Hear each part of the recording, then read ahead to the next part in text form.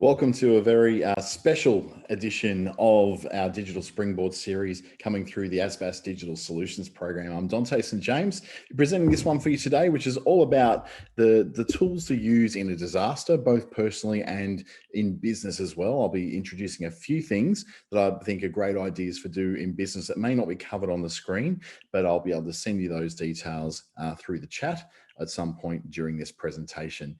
As I said, my name is Dante St. James. I represent the ASBAS Digital Solutions Program, brought to you by Business Station across Australia, as well as WA in the Northern Territory by Treaty Business Consulting and Regional Development Australia, Brisbane, for the great state of Queensland, where I happen to be right now, house sitting and on the road at the moment. So excuse the extra echo in the house. I usually have a little bit more control over my environment. But creepy zebra guy over here is going to be keeping a watch over my shoulder just to make sure I do all the right things. So what we're going to be doing today is a lot to do with the approach you take in the preparation for, during, and then in the recovery of disasters after. And as a small business, this is certainly something important to you, and probably still very much top of mind, considering the year we've had and the year that started out. It's hard to believe that it was just 12 months ago that this nation was in the grip of the greatest bushfire disaster in our short-lived nation's history. So I would really say that this particular module was very importantly designed around that, so that if there comes a time again when we're faced by disaster, and a lot of us live in tropical parts of Australia where cyclones are an ever-present threat, but even in places like southeast Queensland, even in Sydney for that matter, if you've got access to storms, there's tornadoes going through central Victoria at any point in time. So there's always some kind of disaster, natural or otherwise, that can strike a business or just a family themselves. So some of the things we're looking at are the digital tools for those disasters. This is focusing on you as a person first, naturally, because the first thing you should always be looking at when it comes to disaster time, particularly in the natural disaster variety and quite widespread ones like hailstorms, storms, cyclones, and bushfires and earthquakes and all that, is that you look after yourself and the people that you love first. Naturally, that is the first place to start. Your business comes second after that, very much second. You and the people around you, number one, business number two. But there are tools that will help you to monitor as we're going through any sort of disasters around Australia. And I'm going to be focusing on WA, Queensland, and the Northern Territory, as that's where our attendees generally are from. We'll also be looking at some of the business tools that might be helpful for you. Now, they won't be necessarily on screen, but I will be discussing some of those tools with you as they come up, and some of the ideas I've had for what I call redundancy or disaster recovery in my own businesses in the past. So welcome. I'd like to say thank you for joining me, because this is not the most exciting or the most glamorous of the modules that I do tend to present, but it is one which is absolutely essential for businesses big and small, because this can happen to anyone. We've seen during the COVID-19 period how a disaster of economic proportions and health proportions has had a massive impact on people from right around Australia and the world. So first, we're going to look at getting this little bit of tech set up. We're in a webinar situation here, so no need to be muting out the audio. If you are going to come forward with a question, please post it in the chat, the webinar chat that's part of the Zoom setup that you're in, and I'd love you to participate. So if you've got questions to ask along the way, if you'd like to ask for something to be clarified, please do. It'll be right there for you. Today, we're going to cover the digital tools that you shall be very useful in the lead up to things like storm season. In southeast Queensland and central Queensland, storm season's a thing. Cyclone season in North Queensland, Northwest WA, and the Northern Territory is a real thing. So you look at these times, and then you look at what the bushfire seasons are. So making sure you've got those digital tools in place and ready to go before disaster even is anywhere near you. And then we'll look at digital tools that are very useful during a disaster that help you monitor situations and get the right information that you need. And then also look at some of those digital tools that help in disaster recovery, things that you've got access to and that are all free as well. The message here is to be connected and be prepared. And like no other time in history, when we've got a planet that just seems to be reeling under climate change and all sorts of things happening with such a big population in areas that seem to be largely affected by all sorts of natural disasters, and some man-made ones as well. The whole message of this is that you maintain your connection and be prepared. And you do that connection through the most magical of things, the mobile phone that's probably sitting in your desk or in your pocket right now. That is the number one thing that will keep you connected. And if you don't have those kind of things, what you could be missing out on is things like warnings and alerts that are delivered. Quite often, natural disaster alerts are delivered through SMS messages to people who live in specific parts of Australia. I know that if there is a cyclone warning, that comes through all the media and also through an SMS on my phone. Things like terrorist attacks, all those sort of things are all made going through the public emergency broadcast system in Australia, which can be letting you know that there's a specific threat or a specific alert that you need to be aware of. But you could also be missing out on things like social support and connections. And we're talking about the ability to connect with your community. One thing I noticed going through Cyclone Marcus a couple of years ago in Darwin, it was only a category, 1 to 2 cyclone, wasn't a huge one. But what it did show us is that we weren't ready for it. It was also the first cyclone to go through our particular part of the world during the social media era, I suppose. Now, there's been quite a few in North Queensland have happened, and you probably noticed this around Cairns, Townsville, Mackay, Ayr, down far as south as Mackay, that there could be all kinds of groups that start coming about and alerts that start coming through. Now, social media algorithms are not really made for delivering news in chronological order, in the order in which it's happening, but setting up groups within certain areas. So, for instance, I was living in a place called Prap, which is a suburb in the inner part of Darwin, and a new group started up during Cyclone Marcus in the aftermath of it for specific suburbs. Now, what was very useful about that is the information I was getting about the cyclone recovery, restoration of power services, interruptions to water services, was all coming very, very based upon my specific area. So using something like Facebook groups to connect with other people is absolutely vital in these times. Mobile towers are quite resilient. They're generally the thing that stands up to natural disasters a lot better than landlines, than TV stations, than things like that. Radios tend to be really good as well.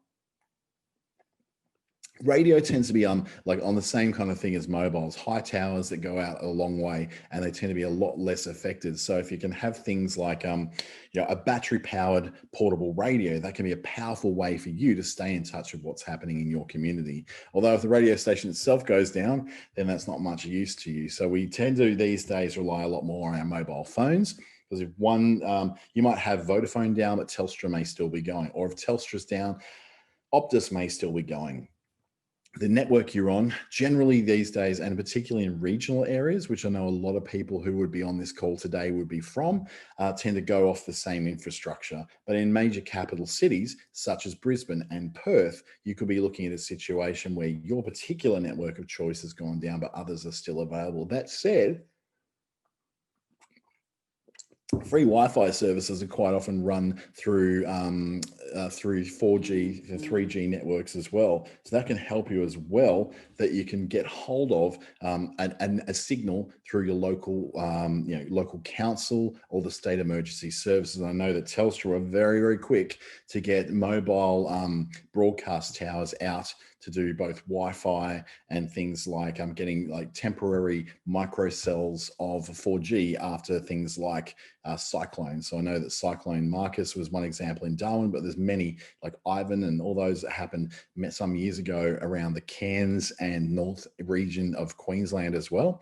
And also very, very useful in places like Karratha and Port Hedland and Broome, which are quite big on the whole cyclones hitting the West Coast scenario as well.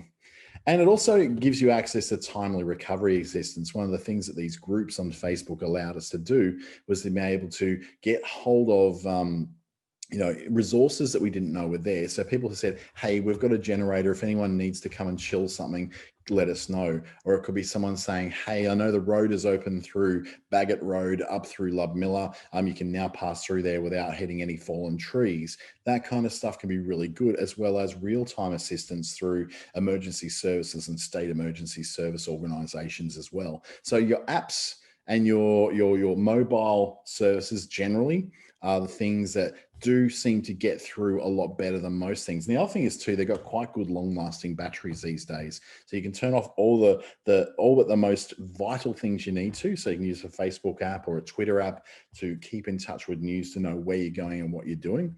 Or you could just simply go, you know what I'm going to do is just operate on only when I need to get information. I then turn the mobile on. Otherwise, it's always left off until I need it. That way you can make your battery last quite a long time as well. So they're very powerful to connect you through to the information you may need to know to get you through a natural disaster. But be better prepared by going online, because these things are always updating all the time. So as things are happening, people are reporting things going through. If you're not necessarily comfortable with being on Facebook, and let's face it, not everyone is, Twitter can be a very good way of getting very much on the ground, like right now news. Because the news that comes through Twitter tends to be a lot more not algorithmically generated, so it doesn't just throw sort of random things. Long as people tend to friends of yours tend to reply to it, what it will do is send you through a chronological order of news, so that as you're getting those updates coming through from the state emergency service, the police, the fire, the emergency services, they're able to then put those through in a time-dependent order, so that you know that you're getting the most up-to-date information. So be better prepared by making sure you're someone who is very online oriented, because TV stations are not always going to be there, because they're generally the last thing to be updated, particularly in regional areas, because you don't have any real news in those areas. You're just getting something pumped out of Sydney or Melbourne usually. Your phone is your friend. Absolutely. Your chances are you've got one. I've got three sitting here for stupid reasons. It's very portable. It's not just a phone. It's also a message service. It's not just a message service. It's also a safety service. And it's not just a safety service, it's an entertainment device, and it has its own built-in power. It doesn't need the grid to be running, as long as you're very protective of the amount of charge that's in your phone. And it has a lot more options than your landline. One of the first things to go down whenever there's a natural disaster is the landline phone service. Things like gas, water, electricity, and landline phones are pretty much gone straight away. But your options on your phone are far more broad. In fact, your phone these days is also a torch. If something happens in a disaster at night, this thing can be great for getting around your home or your office, just by simply lighting up the torch on your phone, so you can safely get in a door or safely go and check on a premises. And that brings us to, I guess, the business side of what's going on here. Your phone is also your lifeline to your business. If you have a business that deals specifically in emergency, camping gear, selling generators, hiring things, the most important thing for you at that time is to be contactable, not only for good business, but to be able to help out your community. Business being open is such a massive, important part of the recovery of any area that happens during an earthquake or some kind of natural disaster.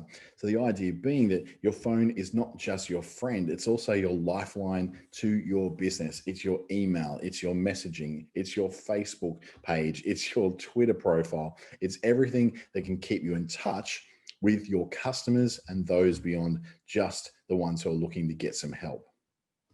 So important things to consider when you're starting to put together any sort of plan for a disaster will be to look at making a communications plan. And through that, we say, how do you ensure that you've got the ability for your customers to be able to contact you, for you to be able to contact them, and for you to continue your business moving? That includes things like being able to contact your insurance company.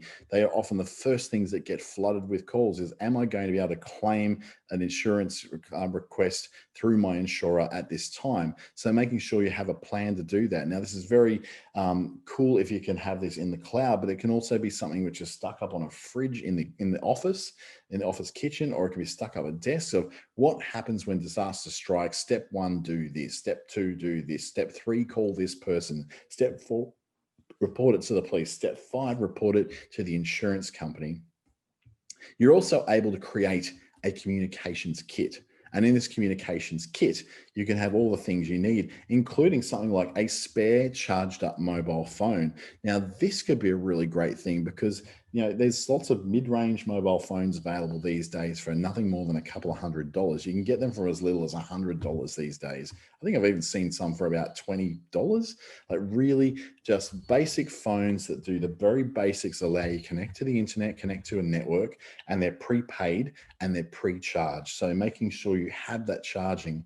Your communications kit may also contain little battery backups, those little chargers, charging blocks that you can use to continually charge up your phone. Being cyclone season right now, I always make sure I've got at least 4 of those charging things always fully charged up so they're ready to recharge my phone when I need it. So if the electricity goes down, if I don't have access to be able to charge again, I've always got my little bricks that will charge things up again. For a business, this is even more important because especially if you're in the area that supplies people after a disaster, then this is something that will be very valuable for you to have those chargers ready to go.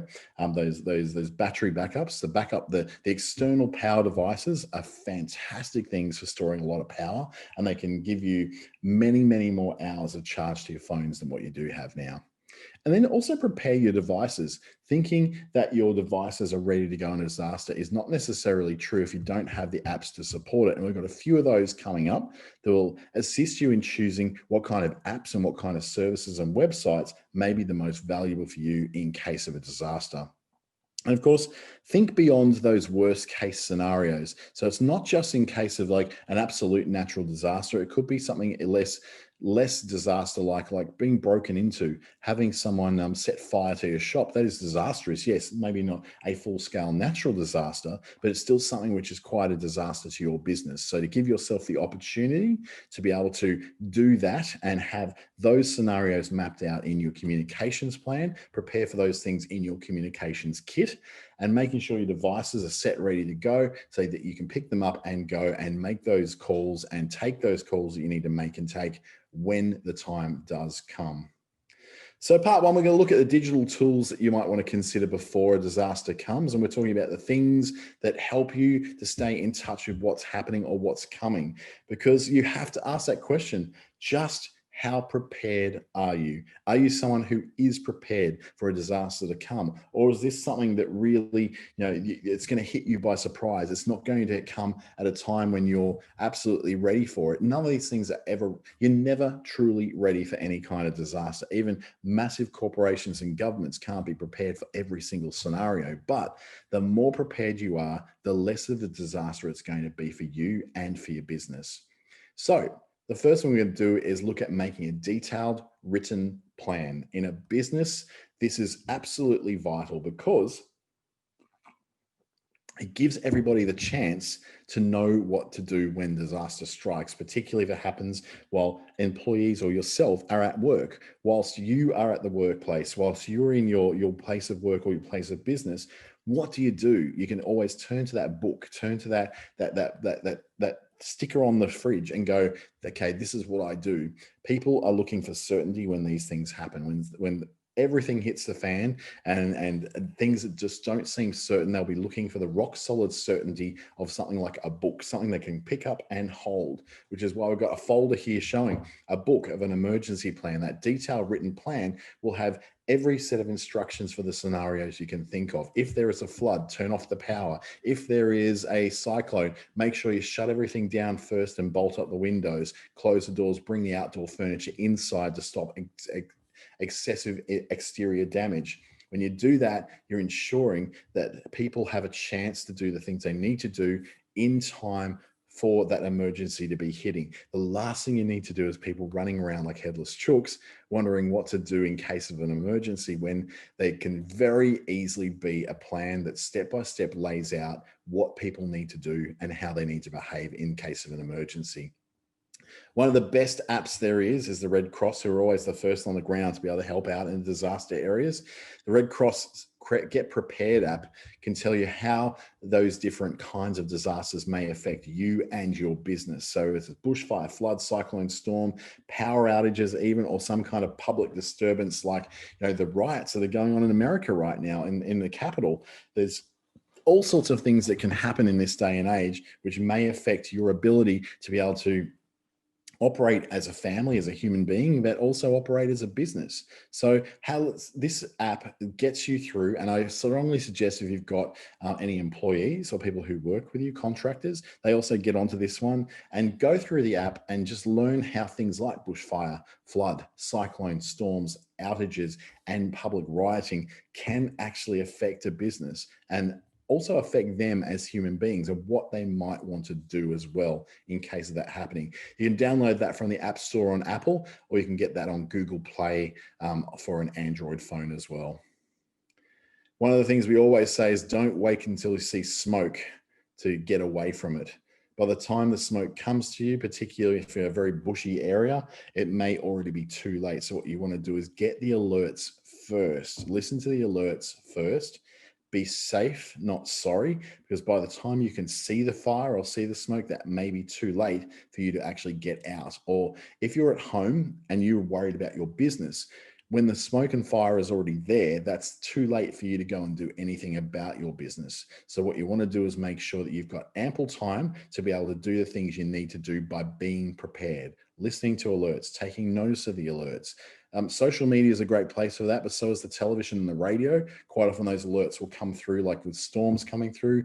We've had quite a few storm alerts come through in southeast Queensland, where I happen to be right now, telling us that there's a storm about to come that's got a destructive winds or something that's going to happen that's going to cause a big problem. So make sure that you are prepared before these things happen. I'll say it again and again and again. Being prepared saves you a whole lot of life, and it also saves you a whole lot of business as well.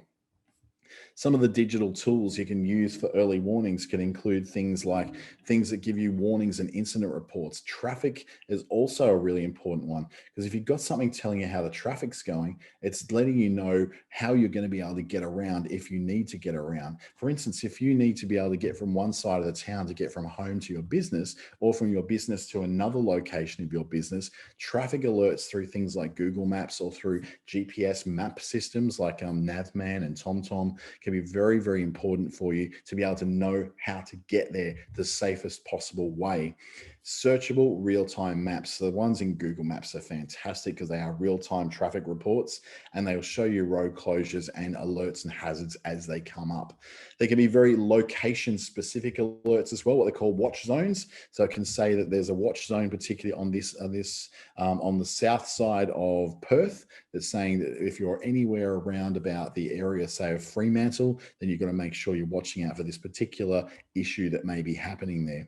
And they'll often give you information on how to prepare and how to recover from the disasters that are coming up, particularly if that recovery information be all very important for when you need to go to, excuse me, when you need to go to, let me sip on this. For when you need to go to places such as shelters or to places where you can get food, you can get access to assistance, and you get access to things like charging up phones can be such a massively important thing. And quite often disaster recovery includes places where you can go to do all that kind of stuff, getting blankets, getting clean clothes, getting food, getting vouchers, getting advice to go to the right place. Now, this is just as important for business as it is for people too, because when business is healthy and happening, then people are healthy and happening. So if you've got the ability to be able to get back to business quickly, life can return to some kind of semblance of normal as soon as possible. Some of the early warning apps and websites we use in the Northern Territory, secure.nt.gov.au includes all the instructions on how to make yourself prepared for things like emergency kits. It's got all the alerts and warnings, how to prepare for emergencies, how to respond to emergencies, and then clearly how to recover from emergencies as well. Things like flood alerts, which are important this time of the year, bushfire alerts, which are important in our dry season in the Northern Territory, which tends to be around the winter time or middle of the year, and any sort of coronavirus information in there as well, to ensure that if there's hotspots or some things you need to know, the alerts are right there as well. Then we move on to other states like Queensland, where qld.gov.au/alerts is your home for getting ready, staying informed during some sort of crisis, and how to get some help or to volunteer in some sort of disaster as well. It's got the main emergency contact numbers there, so you know who to get in contact over what things, and also for the ability for you to recover well from a disaster too. Often in here, these are going to be for personal protection, but you'll find the departments of business in your particular state or territory will have a lot of information about how to access things like grants and emergency assistance to get your business back up and running as well. Moving to WA, emergency.wa.gov.au is where to go. This is really cool. It's been set up for very specifically for mobile phone users. It's got a map. So you just look around and go, well, something happened near me and I'm in Bunbury. What was it? And you just go to the map of where Bunbury is and boom, you've got an incident report. Got an incident report right there on the map. So going to emergency.wa.gov.au is your first port of call. And it's also got that same format, preparation, the warnings and incidents that are happening now. So you get the latest news on what is actually happening right now, and then recovery information as well. So you've got all those things you need: prepare, respond, and recover right there in a very easy to use mobile phone friendly map format. So you can see what's going on, where it's going on, and what you need to be looking out for. Now, there's many trusted sources of information online. I would be avoiding any sort of sensationalistic news services and sticking to something more like the ABC, which is more about getting the facts out as soon as possible in the most editorially efficient and accurate way.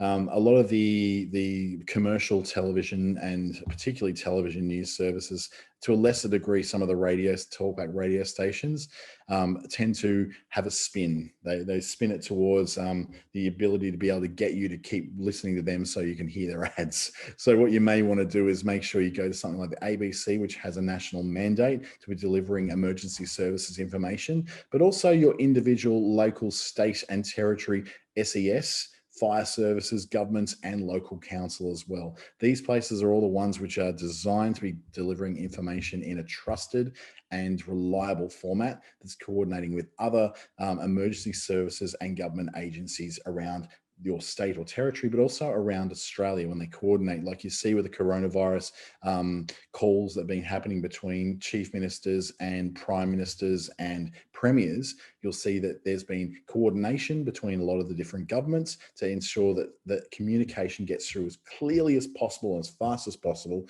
so then that things like media and social media can get the right message out there on how to behave and how to go forward in a time of disaster.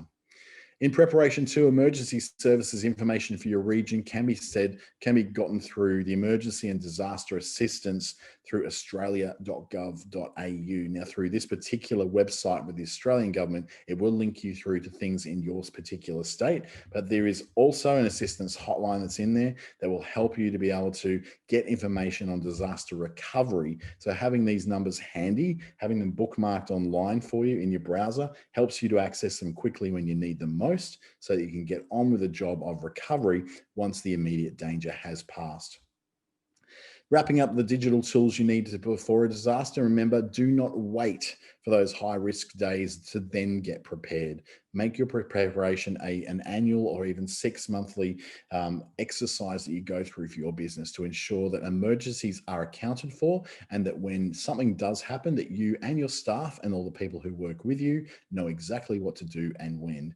Making sure you download alert, news and weather apps in advance and bookmarking those websites. And just knowing where to go for trusted online information. Going to your friend who's set up his own little Facebook page locally is probably not a great way of getting trusted information.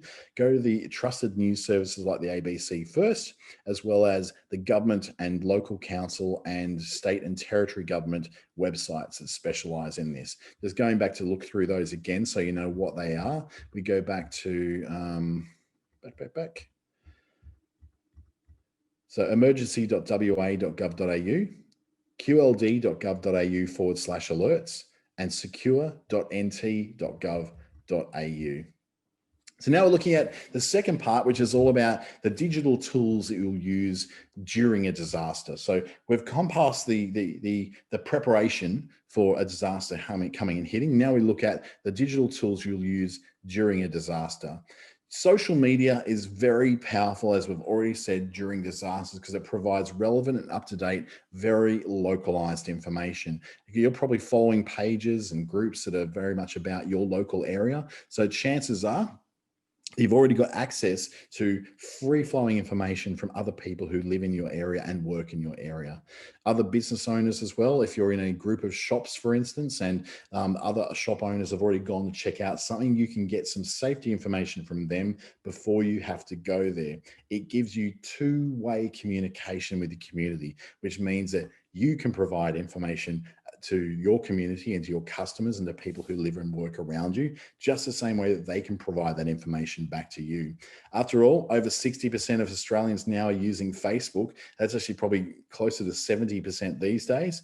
50% of people are logging onto Facebook at least once a day. We know that during coronavirus, during bushfires, that the uptake of social media, particularly of Facebook, was massive. So people have taken up those times. Even those people who don't like social media that much during a disaster, they'll tend to come back into those platforms in order to be able to get the most relevant and up-to-date local information they possibly can. It also provides a lot of info and peace of mind for your family and friends. Remembering that, yes, you are a business, but at the same time, you're a person. Having access to social media and being connected to the people most important to you, being connected to your customers through your page, gives them some kind of peace of mind that, yes, you're still okay. Because after all, whether you're a business owner or not, you're still a member of a community with people around you that know and trust you. But you're also letting your family and your friends know personally that you're okay. Marking yourself as safe at a disaster is a great way of letting people know that, yes, I was nearby to this, but I am not affected by it. I am okay.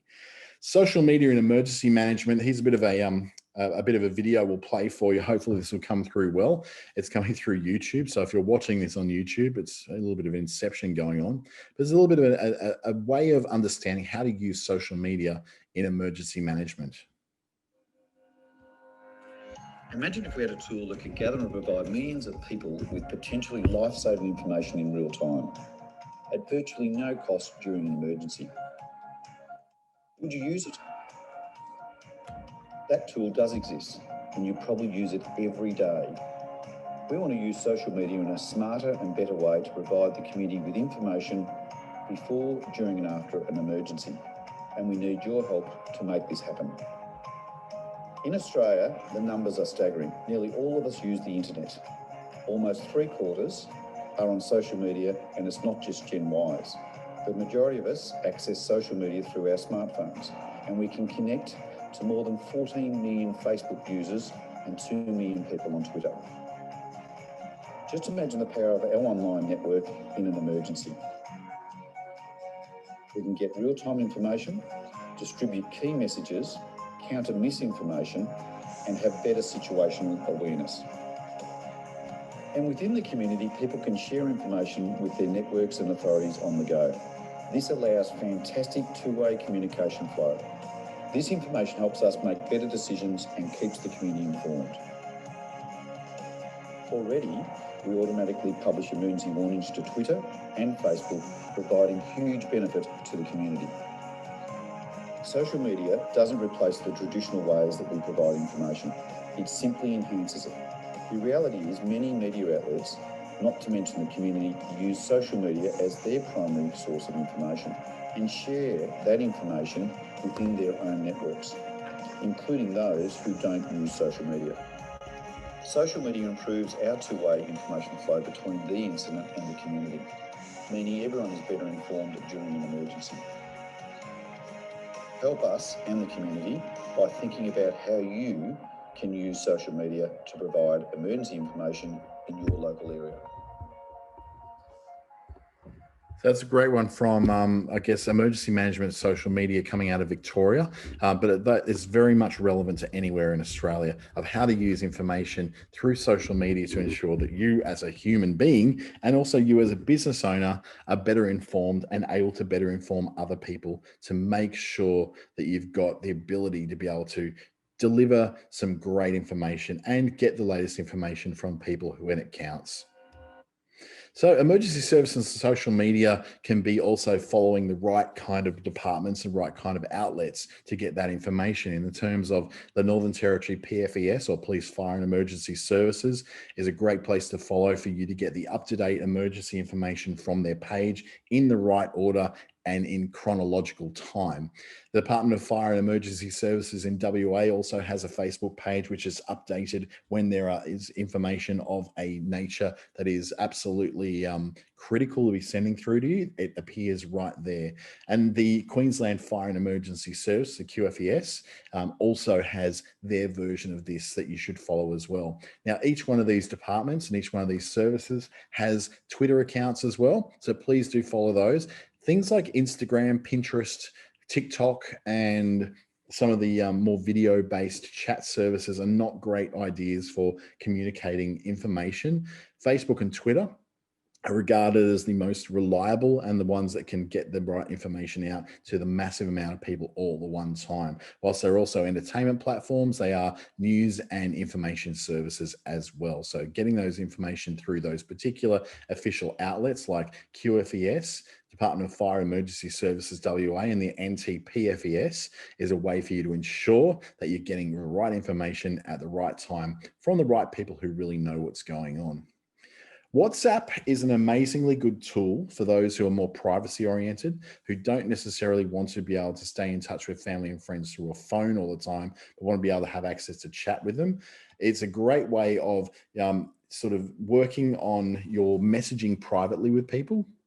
If you're a privacy-oriented person or you want to just have a chat group with your family, WhatsApp is a good way to look more at the idea of messaging someone privately or messaging a group privately rather than broadcasting out to the world.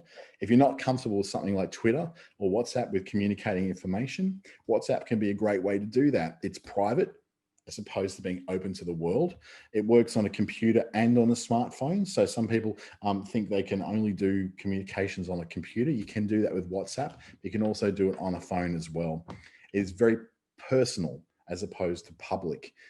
Business WhatsApp accounts allow you to be able to have people who follow you and contact you through WhatsApp as a business as well. It's very private, it's very secure, it's encrypted. It's a way to really stay in touch with friends and family during a disaster or an emergency. And I know that the Australian government is very keen for people to use something like this so it maintains their privacy and lets you control who are the people that you're going to be able to be in touch with and not at a time of an emergency or any other time really. Tons of friends that I chat to just on WhatsApp or through Facebook Messenger as well. And Facebook Messenger also may be an option for you for another way of ensuring that you're able to communicate privately and with some degree of confidence with the people who you know and love. Now, there's tools that are built into various social platforms and digital platforms that let others know that you're safe. They also let the others know that your business is still in existence. And the Facebook crisis response, if a particular safety check has been activated in your area, as you open up the Facebook app, you will be presented with this screen saying that a safety check has been evacuated in your area. And it'll say something like there's been a wildfire or bushfire or cyclone or flood or earthquake will be showing there. And you then can say either that it doesn't apply to you and that it goes away. And you say, yeah, I was nowhere near that, but that's okay. Thanks for letting me know that it happened and I've got an option. Or you can then go, look, I want to mark that I'm safe. So if you mark that you're safe, that immediately goes out to everybody who you're connected to let them know that you have marked yourself safe as being in an area of some sort of disaster response and letting them know straight away through social media that you are okay. This is massive. We saw this a lot during earthquakes in places like Peru, where there's massive earthquake problems that cause people to be largely affected by it. By people checking in and saying they're safe in these situations. Also within terrorist attacks in things like France, where you could actually mark in and say, yes, I'm safe, even though I was in the area, it hasn't affected me and I am safe. This lets people know who are worrying about you, because we're a very connected world now, that you are okay. Now, this is not appropriate for your business. This is just for you as a person. You can send out a similar message through a Facebook page that lets your customers know that your business is okay and still open as well. One thing that does happen during disasters is, unfortunately, in this day and age, is that fake news is a very real thing. There's news that is incorrect, that doesn't have quite the right amount of information in it. So it might be part of the story. It can be quite opportunistic, and that it looks for a time when people are not really sure what they're doing or what they're meant to be thinking or what they're meant to be doing, and gives incorrect information to cause mischief.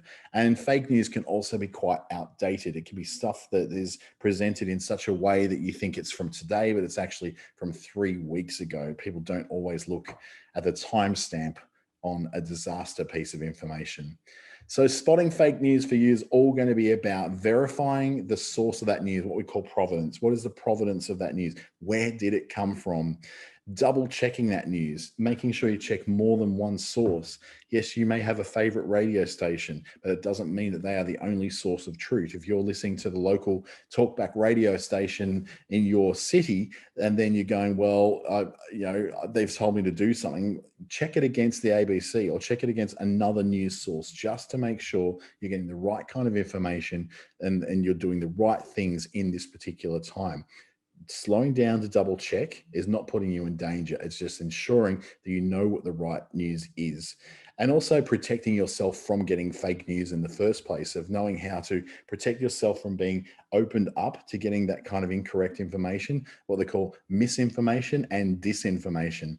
When you deliberately, someone's put out information inadvertently that is incorrect, or people who have put out information that is very deliberately incorrect because they're trying to cause a problem. A certain president in the United States might be in that category. So first, verifying whether an account is real or fake. The blue tick on Twitter will show you that these are real. You've also got a verification tick on government accounts in Facebook. It'll tell you whether this is an official social media account or not. They're showing the Vic Emergency one for the Victorian Emergency Services, but the NTPFS, the WA Fire and Emergency Services, and the Queensland Police Fire and Emergency also have official social media accounts that have been verified. It gives you real contact information. So verify that that is actually the right number, verify that it actually is the right account, that the images are consistent with what the account is supposed to be. And you can see that the author or poster of that comment, of that particular of that post on social media, is actually the official, has that verification tick, and is the official place where it's coming from, not just one that's opportunistically jumped up in the last 5 minutes just to take advantage of the confusion that's going on around everybody. So also look at double checking the sources for the same story, making sure that the source is correct. Go to other news services. Don't go to just the ones you like because you happen to agree with their political leanings. Go to the ones that you don't like as well. The idea is here to make sure you get the full story, not just a little headline that's being geared to make you want to go and watch stuff all over again and keep coming back to that particular news service. Look at the headline. Is it sensationalistic or is it instructional? Often emergency headlines are very instructional. They say, this is what's happening, this is what you have to do. Whereas a sensationalistic headline story will often be written in such a format as to make you scared of something rather than directing you to do something. And also double check the date on posts and articles. Quite often during a disaster, you'll see an image that's shared, but it won't show you the date that it's on. And then you find out later on that photo was taken 10 years ago in Orlando, Florida during a flood, rather than right now in Rockhampton during a cyclone and tropical low. Making sure you check that stuff is right now, not from another disaster at another time, ensures that you get the right information in to act in the right way at the right time. You can also protect yourself from bad information by checking the RMIT and ABC fact check website, or Snopes is another one, SNOPES. Bot Sentinel and MBFC News are a good way to make sure that you can check stories before you go ahead and believe them. So if there's a very large story going around, and quite often you can, again, presidents in America can often be shown to be not exactly telling the truth, you can check the facts against what they're saying right through these services. And Snopes and RMIT ABC Fact Check are actually very, very good at doing this as well. Looking at what the fake news can be very, very difficult when people then will sometimes be presenting themselves as something that they are not. The first one, which is a pinned tweet from BBC Breaking News, BBC News Tonight, contains a thing that Daniel Radcliffe would test positive for coronavirus. The actor is said to be the first famous person to be publicly confirmed. Then we've got a story from BBC News UK showing that the Queen has died. And the third one is BBC News World, which is showing that Barcelona terror attack suspects face trial. Now, the first thing I look for there is there a verification on there? First verification I see is from BBC News World because it's got the verified tick against it. So that one definitely shows up as being the right one. Now, if I try to, and I might not be able to do it, hopefully I can do it. No, I was going to try and go in, but if you look at the middle story, apart from the fact we know that the Queen did not just die at the age of 90, we can see there that the actual username for that BBC News UK says BBC News UK, and it's got like a 1 or an L or something after it, an extra character. That's not the real news service. That one is just there, and it hasn't even got a verified tick beside it as well. Now, we can also see that there's no link to a story there. Whenever any of these services like the BBC News or ABC News are wanting to put a story out there, they'll link to that full story on their website. This particular one has not linked to anything. It's just done a photo and a sensationalistic headline, and then also shown from a very fake looking username. BBC News UK1, I think it is not a real Twitter account. And then over on the left, you have the BBC Breaking News. This one has linked to a real place at bbc.co.uk, but it's also linking through the app. So it's saying that there is a story here. It's linking through to what looks like the official app. The problem is, though, it's not linking through to the particular story. It's going through the news app. So it might be real. It might not be real. It hasn't got a verified tick against it. Doesn't necessarily mean that it's not real, but it's the one that you can rely the most on is the third one because it does have the verified tick. It has got a link to the actual connection to the proper news story as opposed to a link to an app or no link at all. It can be very hard to spot them because they all look kind of real, don't they? A wrap up to the tools during a disaster would be the social media and digital tools. They do allow us to be better prepared and more informed than ever before. Simple things you can do to avoid misinformation, making sure that you're checking the provenance or where that news has come from. Identifying fake news when you find it, looking for those subtleties that tell you that the fake news is fake news. And quite often this fake news isn't just from news services. It can also be from government departments when you're seeing something come up from an account that doesn't seem quite right, but it looks like it's from a government department, but when you look at it, it just doesn't seem like the kind of language the government department would use. That's when you do check against it and making sure that it is what it says it's going to be. And also being careful what you post and share around. What's worse than fake news coming to you is when you share that fake news without checking it first. Coming from an individual is bad enough. Coming from a business is disastrous to your brand and to your reputation as a business as well. In this final part, we'll look at digital tools in disaster recovery to make sure that after disaster has passed, that you've got the things you need to be able to recover well for it. And that's because connecting with other local people and local business owners and local humans is important for support and recovery when things do go wrong. Now, social media can help communication during things like floods. And here's an example of how social media did help out during the Queensland floods of back in, I think, 2011. Social media has emerged as a powerful communicator in Queensland's flood disaster. Anxious relatives use it to track down loved ones.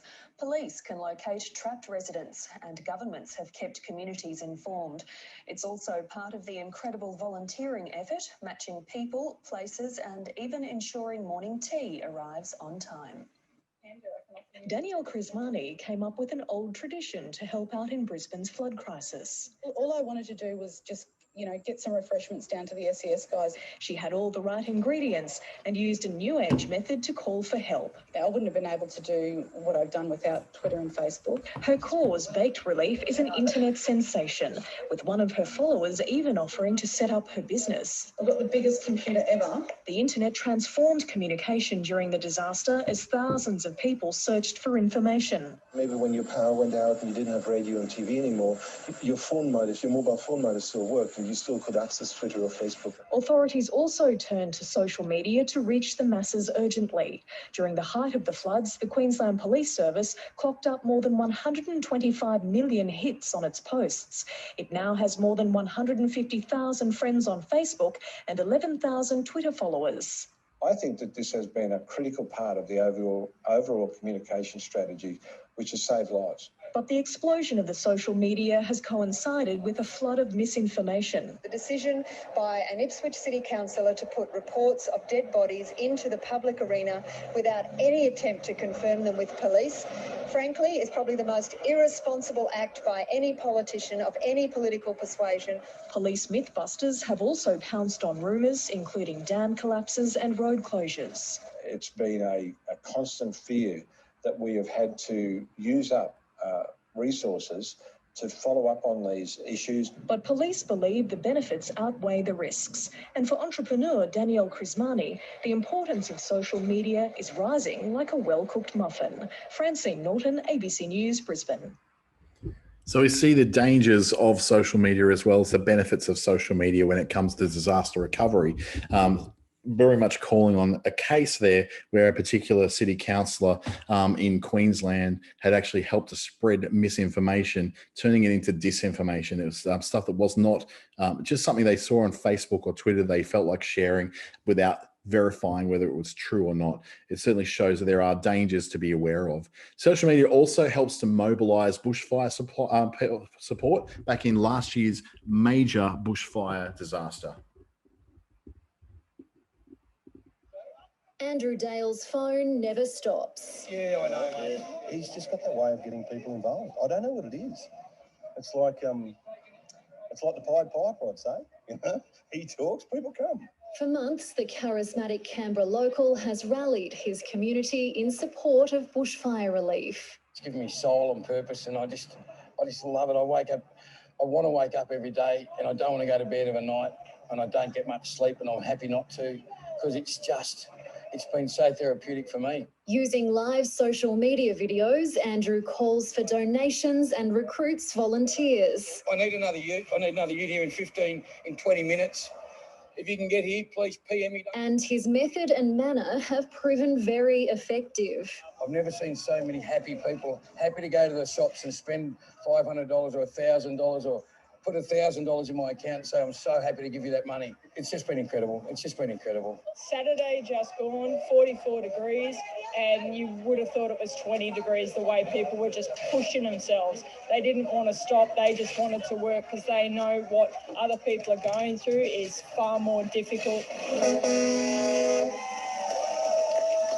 10 trucks full of supplies have left Gungahlin today, headed for bushfire-ravaged communities on the New South Wales south coast. It's just totally humbling to see Australia getting together, or Canberra especially getting together and helping our local people. I don't get paid. I'm just happy that if this is helping them, it's making me happy. So, it's the least I can do really for all those poor people down there. But Andrew insists he's not doing anything out of the ordinary. If you call me a legend or anything like that, it's a $25 fine that goes to our fund. Community spirit motivated into action thanks to the unstoppable energy of one man. Beep.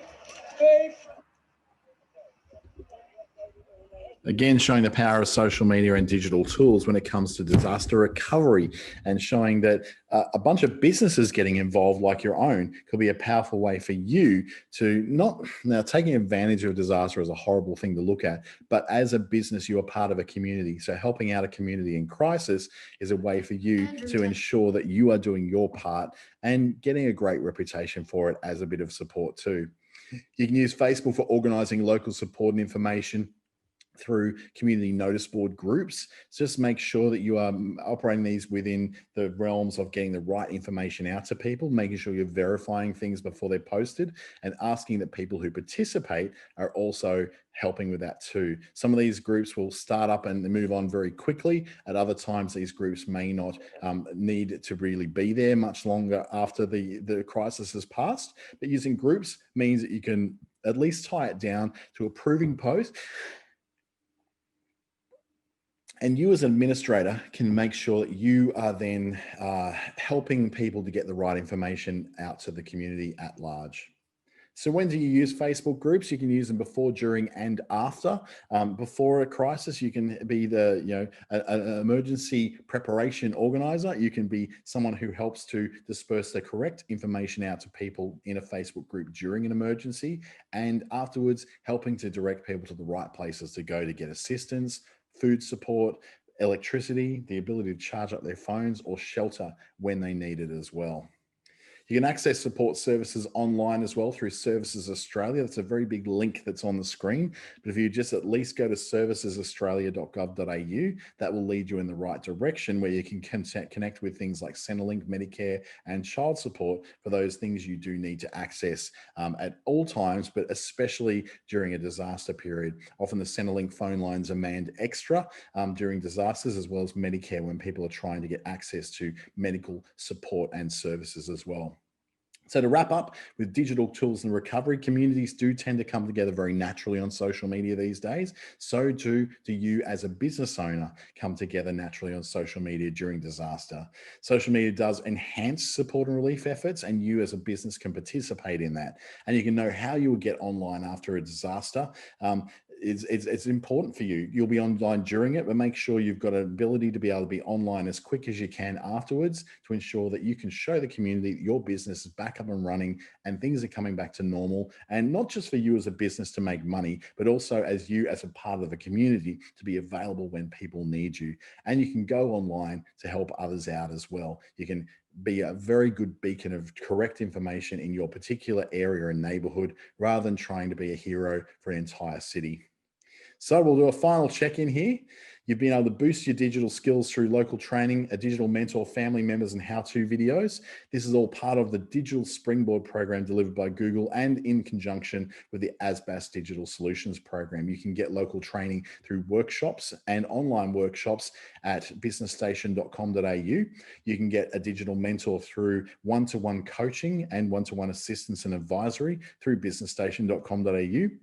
And why not involve your family members and watch a few how-to videos like this one available afterwards. Once, about an hour after this, I'll have this on YouTube for you to be able to view again. And you can see a whole bunch of all the other Biz Booster and free webinars that are also available for you to view online at businessstation.com.au, or you can just go straight to YouTube, type in Business Station or my name, Dante St. James, and they will be available for you as well. So as we wrap up the whole series here, look that there's brand new tools that are available out there. Not so new in the case of things like Facebook, that give you new ways to be prepared for disasters. Remember, use multiple sources to make sure that you're getting the message out and getting the message in correct, so you're getting the right information rather than just fake news. Start small and then build up when it comes to it. Start with just a disaster management plan or a communications plan for your business. Then you can build out to something a bit more thorough. And there's a whole bunch of links and tools that help you to go deeper, remembering that all the states and territories have their own websites that will give you that kind of information. Some have apps as well. It's important to bookmark those or at least download those to your phone. So what are your next steps? Making sure you go and build your emergency plan, making sure you go and build your business's communications plan, ensuring that you can communicate with family, friends, and the wider community about your safety, the presence of your business, to make sure that you're able to continue to serve your communities as individual people and also as a business. My name's Dante St. James. Thank you so much for joining me today. I hope you'll be able to view this again on YouTube at youtube.com.au. And then you can just search for my name, Dante St. James, or you can search for Business Station and be able to watch this and get some tips and pass it around to friends. Please like, share, comment below if you need to. And I'll see you at another webinar very, very shortly. Thanks to the ASBAS Digital Solutions Program brought to you by Business Station in WA, Treaty Business Consulting in the Northern Territory, and Regional Development Australia, Brisbane in Queensland.